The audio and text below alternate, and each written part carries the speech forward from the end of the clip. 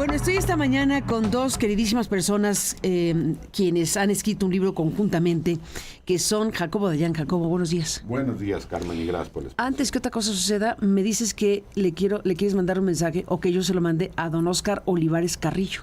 Sí, taxista, que es un ultrafan, ayer, ultrafan del programa. Ah, pues un abrazo a don Óscar Olivares Carrillo, si es que lo es, nos está viendo, si no, no lo es. Ah. Exactamente. Si no, no era tanto, si no, no era tan fan, no, que va. Un abrazo, don Óscar, gracias por estar aquí, un saludo a los taxistas, a quienes están ayudando a las personas a transportarse en este momento en el país y a donde quiera que nos estén escuchando, así que bueno, gracias, Óscar, por estar aquí, escuchando el programa y viendo el programa.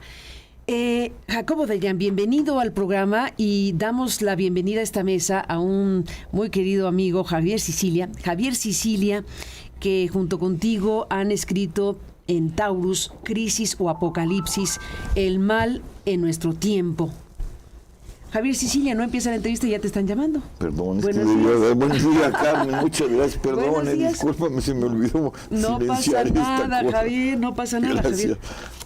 Pues estoy viendo este libro, lo empecé a leer, no le terminé de leer, lo empecé a leer, y es un libro, pues, duro, ¿no? Duro por muchas razones.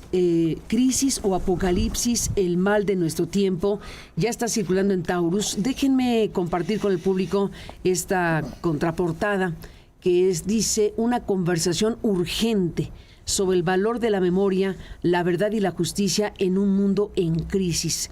Y recuerdan aquí que en 1995 Jorge Semprún y Elie Wiesel, ¿se dice bien? Sí. Tuvieron un encuentro con motivo del 50 aniversario de la liberación de los campos de exterminio nazis. Hablaron de sus experiencias como prisioneros de Buchenwald y de Auschwitz, siempre resaltando el papel de la memoria como resguardo contra la barbarie. Es parte de lo que dice la contraportada. Y bueno, pues estamos con estos dos personajes, Sicilia Dayan, Jacobo y Javier, presentando esto que es Conversaciones entre ustedes. Javier, Sicilia, cuéntanos de esto, cuéntanos de este libro. ¿De qué va?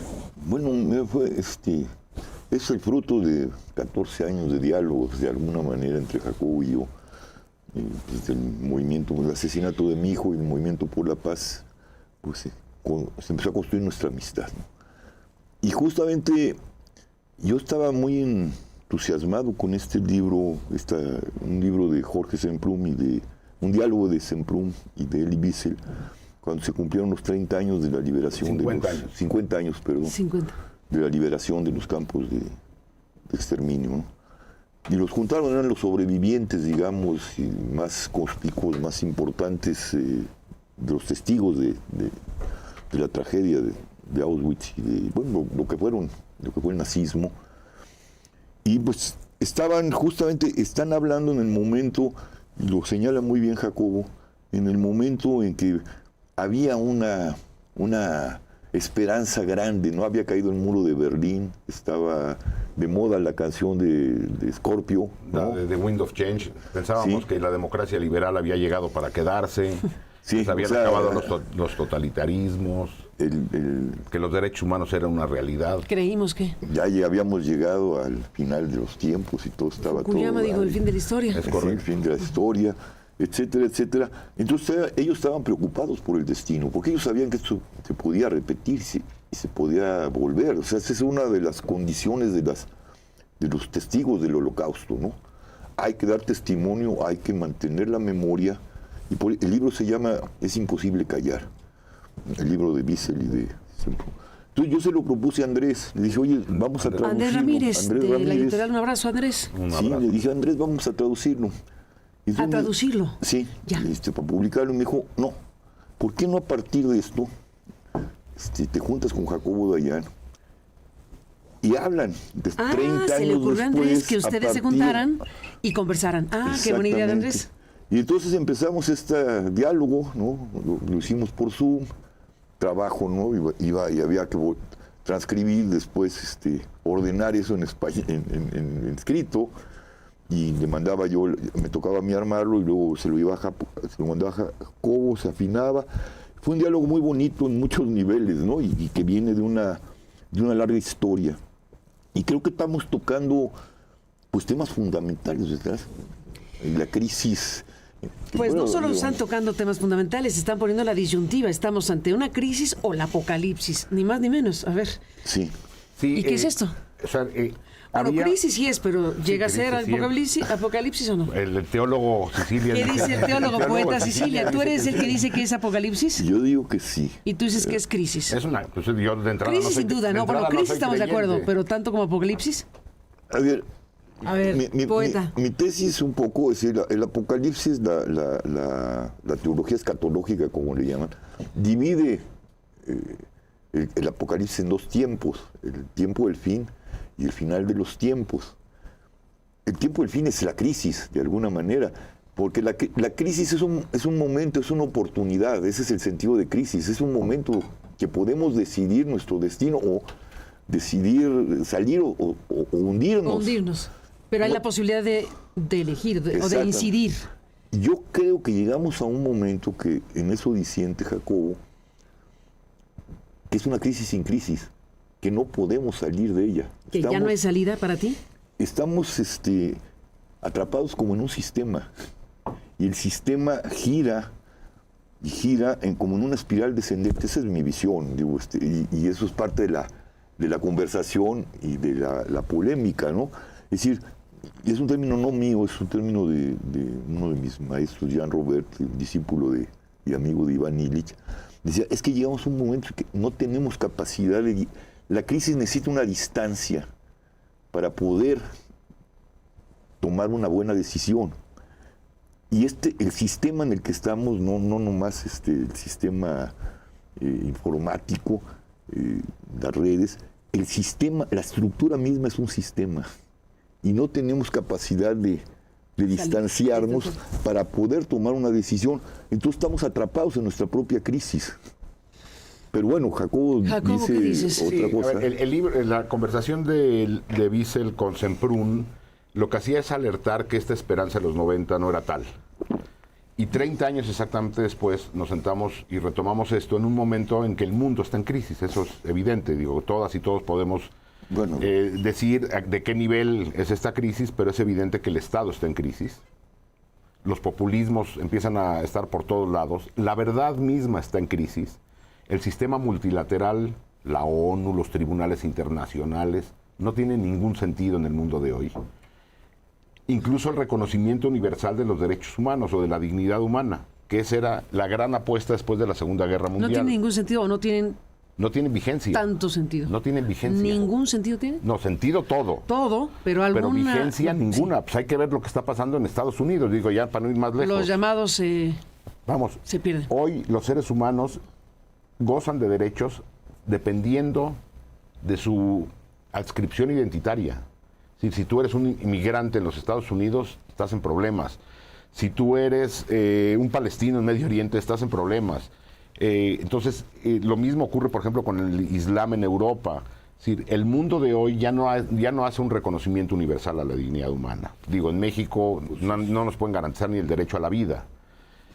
Y el Estado mismo está en una crisis. Los estados, incluso los más poderosos, y no me refiero a poderosos económicamente, las democracias más sólidas, las escandinavas, los estados empiezan a no ser capaces de resolver el día a día de su población.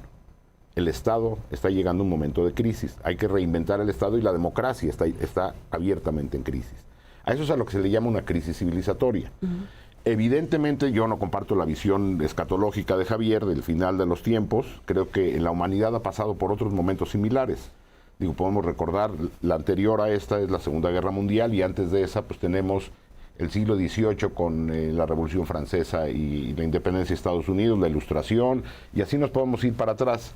Ahora, todos esos momentos de quiebre generan angustia, generan caos, generan violencia, y la humanidad tendrá que reinventarse después de un periodo muy oscuro, y creo que apenas estamos entrando a ese periodo. En este contexto, bueno, hay un factor que tiene que ver con lo nuclear, que tiene que ver con las armas de destrucción, que si llegaran a activarse, pues ya nos olvidamos del planeta, en pocas palabras. O el cambio climático, en el apocalipsis, o el cambio climático. A ver, sí, crisis sin duda, pero en el punto en el que ustedes plantean la discusión es, ¿hay camino por recorrer, además de lo que estamos viviendo, o ya lo que sigue es el fin? El fin del fin es el apocalipsis. Sí, pero bueno... Pero a ver, el fin del fin sería una guerra nuclear, una tercera guerra mundial. ¿Quién sabe? ¿No? ¿O qué sería, en qué se traduce el apocalipsis para ti? Pues en esto, la destrucción de lo humano y el hundimiento, ¿no? Eliot, en el poema Los hombres huecos, un poema de 1923, si no me equivoco, dice, y el mundo que se acaba no con una explosión, sino con un gemido, ¿no? Incluso una implosión. Sí. Digo, hay posibilidades de que no suceda, ¿no? Porque Jesús, en su discurso apocalíptico en el Evangelio, al final le dicen, bueno, ¿y cuándo va a ser esto? Le describe una cosa espantosa. Y dice, eso nadie lo sabe, ni el día ni la hora. Por eso lo dividen en dos tiempos, el tiempo del fin y el final de los tiempos. Estamos en el tiempo del fin que empataría con una crisis. Lo que yo veo es que es una crisis inédita. Y, o sea, que es, para mí es el parteaguas, y ese es lo terrible entre el proyecto civilizatorio que nace desde mi punto de vista con el cristianismo, que se rearticula, como lo dice bien Jacobo, con la Ilustración, y todas sus instituciones, todo lo que nace de ahí, ahorita ya entró, como ya lo señaló Jacobo, en una crisis. Y es posible que sea una crisis, por lo menos el mundo que saldrá de una hecatombe de esta naturaleza, ya no será el mismo mundo, anclado en los valores que estaban atrás, ¿no? Dios, ustedes ponen aquí la palabra Dios, un agnóstico, un cristiano, y ponen la palabra Dios. ¿Qué hacemos con Dios? Pues no sé, el problema es de los que creen en Dios, que hacen con él. Agnóstico. Yo soy abiertamente agnóstico, pero creo que, porque el cierre del libro, hacemos para tratar de entender el origen del mal, hay que recurrir a la filosofía necesariamente, y para mí la teología como parte de la filosofía. Entonces, recoger la tradición cristiana, la tradición judía, la tradición de las distintas tradiciones, y en mi opinión, retomar de ahí como planteamientos filosóficos. Porque creo que en el momento que estás en crisis, lo que tienes que hacer, como lo que está en el fondo, como germen de la crisis, es una crisis cultural, una crisis de valores, la primera víctima es la verdad y el sentido de la palabra. Buena parte de las notas que das, Carmen, tiene que ver con que alguien dijo algo que parece que no dijo, ¿sí? O alguien que dice que la militarización... ¿Se revisa a la secretaria de Estados Unidos? Pues sí, pero todos los días la militarización es militarización, las masacres no son masacres, Trump dice mentiras un día sí y otro también. La palabra ha perdido sentido. Y tema verdad, ¿no? Y ya no hay verdad, porque en el momento en que tú equiparas el ruido del mundo digital a los hechos, pues entras en caos, y ahí es regresar a lo que decía Hannah Arendt. O sea, el más ferviente seguidor de un régimen totalitario no es aquel que cree en el régimen totalitario, sino aquella persona para la cual los hechos y la falsedad no tienen diferencias. Y entonces, ¿cómo generas entendimiento, valores éticos en un mundo donde la verdad ha perdido sentido? Mira, lo vimos ahorita con nuestra presidenta. Nos movilizamos y habla frente a la declaración de que estaban incitando, y ella había hablado movilización. Sí, no violenta, pero sí se pasó la secretaria de Estados Unidos. Sí. Noem dijo algo que no es cierto.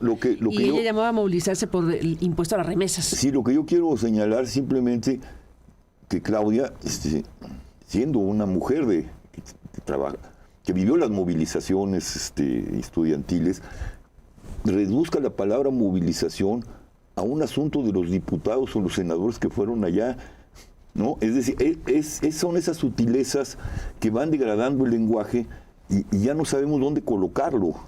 Y eso es muy problemático. Ahora, tú decías, ¿qué se puede hacer? Yo creo que es el momento de las resistencias, ¿no? Es decir, esto no está acabado. Mientras haya resistencias, hay posibilidades. Pero fíjate cómo eres apocalíptico esperanzado. ¿Se puede? Pues una esperanza teologal, ¿no? ¿Teologal? Sí, bueno, una esperanza teologal, eso sí, está muy bien. Sí, no una esperanza humana, pero sí una esperanza teologal que yo creo que se expresa en la resistencia. Por eso abrimos con las víctimas y cerramos con las víctimas, ¿no? Quienes preservan de alguna forma el sentido, digamos, Dios es una forma del sentido, guarda ética, guarda vida espiritual, guarda valores humanos, etcétera, etcétera. mientras las víctimas están hablando de la verdad, están hablando de la ética, y no me refiero nada más a las víctimas como yo, las víctimas desaparecidos, están las víctimas de lo roto, como diría Benjamin, están los indígenas, los zapatistas, las mujeres, etcétera, etcétera. Esos focos de resistencia que están dispersos, ojalá algún día se articularan y pudiéramos tener una base mínima de propuesta contra todo esto. Esto no está perdido, digamos, ¿no? Es decir, es un momento de una gran oscuridad, pero bueno, mientras haya una resistencia o resistencias éticas, espirituales, esto no es la oscuridad total, ¿no? Sí, y yo creo que, digo, añadiendo algo, si vivimos un momento de crisis a nivel global, digo, eso es evidente, donde las instituciones multilaterales, repito, no pueden contener las violencias, no se hacen cargo del cambio climático, no hacen nada con un modelo económico que nos está llevando necesariamente a la depredación y a la desigualdad, no se están haciendo cargo de la migración, es decir, los grandes problemas globales no están siendo atendidos, ni la gran violencia. Los estados están siendo incapaces de resolver la problemática propia, y ya lo decía Claudio Lomnitz en uno de sus libros, el Estado contemporáneo lo que está exigiendo es más soberanía. Vemos cómo regresan los discursos de soberanía, no nada más acá. Trump ayer utilizó el término soberanía. Digo, nada más faltaba que los Estados Unidos empiecen a hablar de soberanía. Son uno de los países más injerencistas de la historia. Entonces, exigen más soberanía, pero son incapaces de garantizar seguridad y justicia. Bueno, le llama invasores a los migrantes. Sí. Invasiones. Pues sí. Otra forma de destrozar el lenguaje, ¿no? De no entender que es una migración y que es una invasión, pues, ¿no? Sí, estamos a punto de que declare la ley de insurrección asociada al tema de la invasión. Es un tema súper delicado. Son escenas que pensamos que nunca íbamos a ver, lo que estamos viendo No, en es Estados insólito. Unidos. Lo que vemos en Estados Unidos, en Los Ángeles, es insólito. Una cosa bárbara. Y entonces, dicho esto, creo que la particularidad mexicana... Marín es a punto de actuar. Sí, la particularidad mexicana es una punta del iceberg de esta problemática. Es decir, aunque en todos lados hay una crisis del Estado y de la irrupción de estos populismos que no se sustentan en la verdad, en México tenemos además la enorme violencia, que esa sí no es común en todos lados. Y una penetración de grupos violentos, crimen organizado, junto con el Estado, violentando población, territorios y recursos. Y entonces ahí sí creo yo que tenemos en México un problema adicional. No tenemos nada más los problemas sistémicos, y hay un capítulo dedicado a eso, sin los problemas sistémicos del mundo del siglo XXI, sino tenemos adicionalmente una violencia, digo, que ya parece escenografía, digo. El día de ayer un padre buscador fue desaparecido y asesinado su hijo. Se encuentran fosas todos los días en este país, y eso ya parece ser el cotidiano. Parte de la cotidianidad, ¿no? Te tocó, Javier, ser de los fundadores, y no el que fundador, pero los fundadores del Movimiento por la Paz con Justicia y Dignidad, donde forjaste esta fantástica amistad con Jacobo Dayan. Pero bueno, de entonces a la fecha, y tú vuelves al tema con toda razón de las víctimas, de entonces a la fecha, de que se logró dar voz, que se logró identificar con nombre, con apellido, con identidad, con casos, con situaciones, se logró sentar al poder a la mesa, digámoslo ahí, en las conversaciones que se sostuvieron. Todo aquello que sucedió fue muy, muy importante. Lo sigue siendo a través del propio movimiento, y lo que sigue siendo pues el trabajo incansable de buscadoras y de buscadores. Pero de aquel momento a la fecha, ¿qué ha pasado en México? Desde la perspectiva tuya, con este análisis, pongámoslo así. Pues yo creo que los grandes problemas es el poder, ¿no? El poder del Estado, deslegitima todo. O sea, se logró la ley de víctimas. Sí. Y pues la podrieron, ¿no? Empezó a podrirla Peña Nieto, terminó por podrirla el gobierno de Andrés Manuel, y no se ha levantado de allí, ¿no? Tuvimos que inventar después una ley para desaparecidos, ¿no? Simplemente se ha complicado el asunto porque hay un desprecio por parte del poder y un no querer mirar la tragedia en toda su dimensión, porque es horrible, pues de la ciudadanía, ¿no? Entonces se va quedando como al margen, se va olvidando, y eso es terrible. Es decir, normalizamos la cosa, como dicen, se vuelve parte de la cotidianidad, y pues esto ya no podemos llamar que es un país, ¿no? imaginamos que hay un Estado, imaginamos que hay un país, pero es un país tomado, es un país humillado, es un país cuyo rostro más doloroso son las buscadoras. Es decir, ¿por qué tienen que ir las madres a salir a buscar y las asesinan además y el Estado no hace absolutamente nada y a la ciudadanía no le importa? A mí me preocupa que estemos hablando de democracia cuando la democracia la perdimos hace mucho.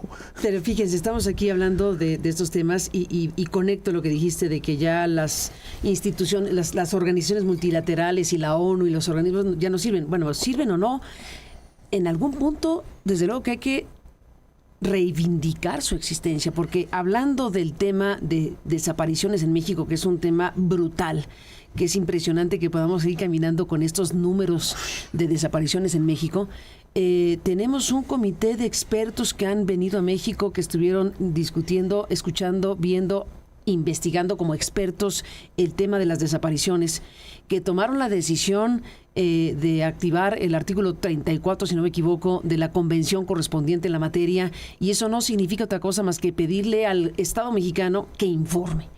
Y a partir de que informe el Estado mexicano, que tendrá que hacerlo, si no es que ya lo ha hecho, lo tendrá que hacer en cualquier momento, de lo que informe el Estado mexicano a ese comité, de ese organismo internacional, se va a invocar o no, se va a convocar o no a Naciones Unidas en su Asamblea General, a través del Secretario General de la ONU, para hablar del tema México. En la Asamblea General de la ONU existe esa posibilidad. No es poca cosa. Yo digo que también hay que darle dimensión a asuntos de este calibre cuando decimos ya no funciona nada. Bueno, hagamos que funcione. Son las resistencias. Son las resistencias, pero si nosotros mismos decimos eso ya no sirve, contribuimos a que no sirva. Y al final tiene una connotación muy relevante, yo digo. Sí, a ver, una de las definiciones más claras de qué es la ONU la dio el segundo secretario general de la ONU, un sueco de apellido impronunciable. Son como 7 diéresis y 4 consonantes seguidas, que dijo: la ONU no fue creada para llevar al hombre al paraíso, sino para evitar que llegue al infierno. Venga. Para eso se creó. Entonces, estoy de acuerdo contigo, Carmen. Vivimos un momento de crisis del sistema multilateral que hay que defender como una forma de resistencia. ¿Qué haces cuando ocurre este pronunciamiento del Comité de Desapariciones Forzadas y aquí se invoca al Maciosare? Y luego viene la OEA, se invoca al Maciosare. Viene la OEA. Y descalificas a esos expertos que están haciendo su trabajo para que México salga de esto. Pero ocurre con todo. Vino el Comité de Vigilancia y de Seguimiento de la Elección Judicial, emite un informe preliminar, se les van a la yugular. Y Maciosare de vuelta, el extraño enemigo. Es decir, el problema no está en que las instituciones multilaterales no funcionen. Básico. Las instituciones multilaterales pueden funcionar. El problema es de que quienes hacen que eso funcione son los estados. Y los estados tienen ya no confían ni desean estos órganos multilaterales. Otro ejemplo, Estados Unidos acaba de sancionar a 4 jueces de la Corte Penal Internacional porque osaron investigar lo que está ocurriendo en Gaza, el genocidio en Gaza. Sancionados. Hungría decidió retirar su adhesión al Estatuto de Roma de la Corte Penal Internacional. Los países, incluyendo México, deben cuotas al sistema multilateral. Entonces, el sistema multilateral no es de que ya no sirva y hay que tirarlo. El problema es de que si los estados ya no respaldan al sistema multilateral, el sistema multilateral no tiene ningún sentido. Ese es el problema. Yo creo que hay que respaldar a la OEA y hay que respaldar a los comités de Naciones Unidas y a Naciones Unidas y a la Corte Interamericana. El día de mañana, Carmen, habrá una conferencia de prensa del Fraiba para hablar sobre una sentencia de un indígena zapatista desaparecido en los 90, y hay una sentencia de la Corte Interamericana para el Estado mexicano. No pasa nada. Entonces, ¿de qué sirven el sistema interamericano? ¿De qué sirve todo esto si los estados deciden no hacerle caso al sistema multilateral, que necesariamente son órganos políticos, no tienen manera vinculante, coercitiva para echar a andar esto? Gracias a Eric Casas, que nos manda la cita completa del secretario general de la ONU, que no tiene varias diéresis, tiene una diéresis, pero sí es impronunciable. es Dag Hammarskjöld. Algo así. Con diéresis en la O. el segundo secretario general de la ONU, que dijo, gracias Eric, la ONU no fue creada para llevar al hombre al paraíso. Es una cita que refleja la visión de la ONU como una organización creada para evitar el infierno, es decir, para prevenir la guerra y mantener la paz. Esta idea expresada por el señor. Y nosotros estamos en el infierno. Tal cual. Tal cual. Y o sea, el mundo. Definitivamente es una cosa muy categórica. La ONU les están diciendo, oigan, ya hay crímenes de lesa humanidad allí, informen. No, pero fíjate, los expertos no usaron esa expresión. No, pero dijeron que las desapariciones se cometen Eran de manera sistemáticas. generalizadas. Exacto, o sistemáticas. Pero dijeron que había indicios. Sí. Porque son diplomáticos y porque tienen que... Porque lo podrán decir ya que categóricamente el informe de México les diga, oigan, con lo que nos dicen y con lo que tenemos puede que sí podamos afirmarlo. Como estaban en una declaración preliminar a eso, pues dijeron hay indicios. Pero bueno, más allá de los indicios o no, estamos platicando y hablando y escuchándolos de este libro Crisis o Apocalipsis de Javier Sicilia y Jacobo Dayan, y bueno, pues el mal en nuestro tiempo. Nos despedimos. Gracias a los dos por estar aquí. Y Javier, tú dices, estamos en esta espiral descendente y esto conduce al apocalipsis, pero también agregas que debemos tener esperanza. ¿Por qué tendríamos que leer este libro, Javier Sicilia? Mira, yo creo que la mejor forma de encontrar una salida es mirando el horror de frente con toda su oscuridad, ¿no? Y yo creo que esto es el intento de este libro, en un diálogo, y no proponemos salidas, generamos preguntas. Y yo creo que lo que esperamos de este libro es que entremos en un debate serio, no de coyuntura, no de retornos a cosas que ya están desfondadas, como ya lo declaró Jacobo. Necesitamos construir algo nuevo que preserve el mundo y que preserve la humanidad y que preserve el mundo en el que la humanidad florece. Pero eso solo puede ser si hacemos verdaderamente una reflexión profunda y nos enfrentamos a la oscuridad de la crisis, para ponerlo en esos términos. No en términos teológicos, sino en términos sociológicos. Hay que enfrentarla. Hay que enfrentarla. Javier Sicilia, gracias por estar aquí. Jacobo Dayan. Muchas gracias, Carmen. ¿Por qué leer este libro? Sí, yo coincido con Javier. Creo que el libro plantea más preguntas que ni una solución plantea, de hecho. Más allá de decir, tiene sentido la palabra, tiene sentido la memoria y la resistencia, pero vamos, más allá de eso no. Pero creo que estas discusiones empiezan ya a tener en Europa desde hace tiempo. Y me parece que, digo, acá también hay gente que lo está haciendo, pero hay que promover una discusión seria sobre cuál tendría que ser la estructura del futuro. Los zapatistas dicen, están en la línea de Javier, dicen la tormenta es inevitable. Los zapatistas no le llaman el apocalipsis, le llaman la tormenta es inevitable. Y lo que están convocando los zapatistas es a la discusión del día después. Si ya no podemos frenar esta vorágine en que estamos, ¿qué haremos un día después? ¿Quiere decir que estaremos ahí para contarlo? Pues sí, o sea, que habrá un día después en donde estemos. Esa es la esperanza. Es, a ver, si está esa expectativa, bueno, es un tipo de apocalipsis benévola. Pues según si al día después estamos ahí, bueno. Según los creyentes, yo creo que será un tránsito doloroso, angustiante, complejo, pero bueno, pues la humanidad tendrá que reinventarse. Necesitamos empezar a discutir y a repensar esto. El libro es una invitación a esa discusión. El libro se presenta este lunes en la librería Rosario Castellanos, a las 7 de la noche. ¿Ubicada en la colonia Condesa, es la esquina de Benjamín Gil con Tamaulipas. Tamaulipas, sí. ¿A qué hora? A las 7 de la noche. A las 7 de la noche el próximo lunes estarán Javier Sicilia, Jacobo Dayan y alguien más. Ustedes. Jesús Silva Herzog lo presenta. Con Jesús. Sí. Un abrazo a Jesús Silva Herzog. Pues muy buen presentador. Sí. Bueno. A ver qué dice. Estoy curioso, yo estoy muy curioso de cómo fue su lectura. ¿Sí? Y me gustaría, estoy muy curioso de cómo es tu lectura. La estoy leyendo, mira, voy en la página, sinceramente no he terminado, estoy en la página, te voy a decir cuál. Sí. En la porque nos has preguntado. En la 30 apenas. Pero puedes decir, están diciendo puras babosadas. No, que va, está bueno el libro y hay que leerlo. Javier Sicilia, un abrazo. Muchas gracias. Gracias, Jacobo Dayan, un abrazo a los dos, gracias. Carmen. Y ahí está Crisis o Apocalipsis, el mal en nuestro tiempo. Volvemos después de la pausa.